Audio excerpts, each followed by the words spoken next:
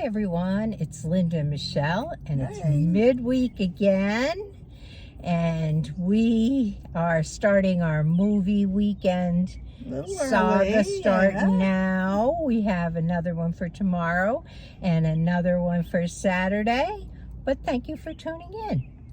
Today's movie was The Unholy Trinity. Hadn't heard anything about it. No, I don't even know if it was previewed in the movies. I don't remember ever seeing previews. There were no reviews on Rotten Tomatoes. Nothing. There was nothing. It was just a shot in the dark that it's a cowboy movie and maybe it'll be good. Yeah, it definitely, it was a cowboy movie. 1880 something was the year that it took place. It starred Pierce Bronson and the other Samuel L. Jackson. And I don't know who the young man was. Was it Brandon Lassard? I think it might have been, yeah.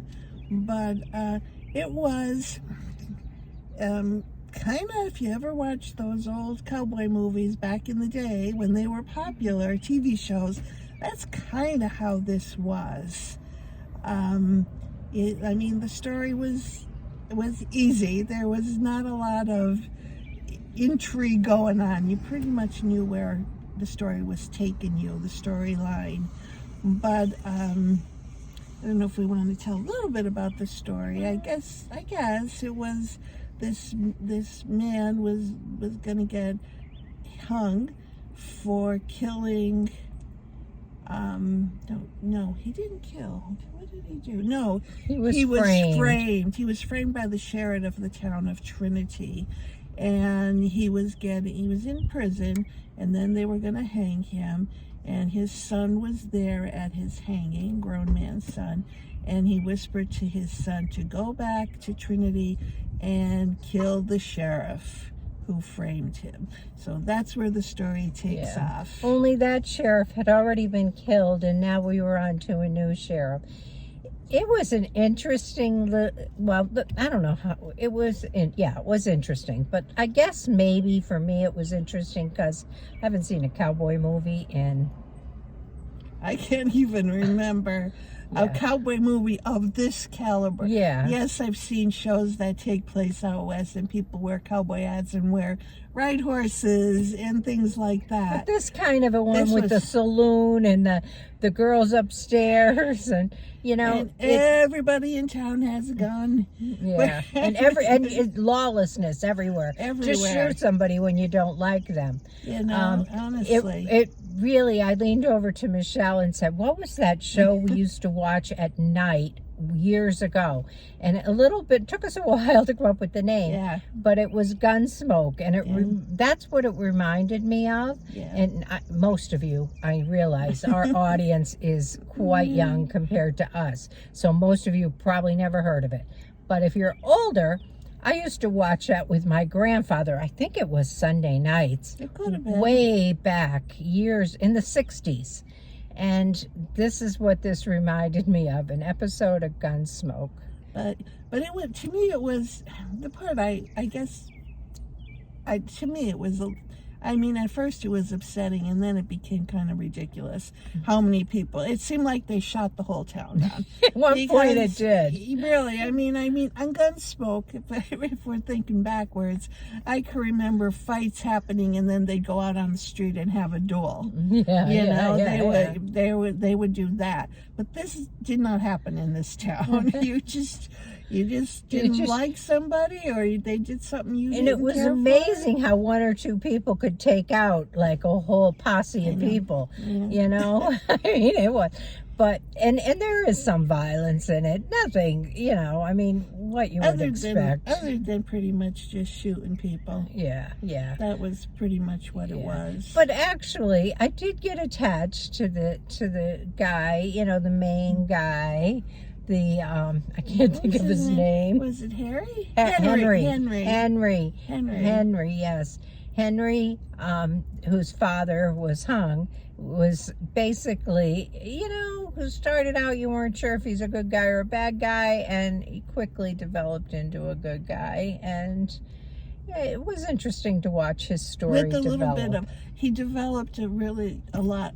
I don't know where he lived before. I don't know if they told us that, but he would go into, nope, they want to give him a drink. Nope, I don't drink alcohol. Nope, I don't drink alcohol. And by the end of the show, man, it was like, pour me a whiskey. Yeah, it was interesting. And Pierce Bronson, he was the new sheriff of the town. And a good guy, Yeah, a really good guy. Yeah, he was. Yeah.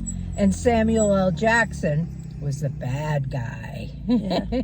He was looking for the gold That this Henry's father supposedly had hidden. Stole and hidden somewhere. Yes. So that was probably the main end all of this movie. That's where it was kind of going. But in the meantime, a lot of people needed to get shot to get to that point. Yeah. But it held my attention. It held my interest. Would I go see another cowboy movie because I saw this one and thought it was great? No. I don't know what sparked my interest. I figured it was good because it's out with, without a lot of advertisement and stuff. I'm thinking this must be like a really good movie and everybody knows about it. Maybe not. Yeah, it's hard. It's a hard one. How would you rate it? It's a hard one for me to rate. What were you thinking? Well, honestly, I think that men, younger people might really like it. Us older women, maybe not as much. So for that reason, I'm going to give it a 6.5. Yeah, I think I don't like it that much. I'm gonna go with the 5 with it because to me it was kind of easy to foretell the whole story for one thing. Did you think so? I didn't think so. I kind of did, but it's just I just kept going from one shoot 'em out scene to another shoot 'em out scene to another. Which is why I think that but it's a cowboy story. It feeds to a certain audience, and there are going to be people that really like it. And honestly, I could even go to a 7 with it because I've given some really bad movies a 5 or a 6. True.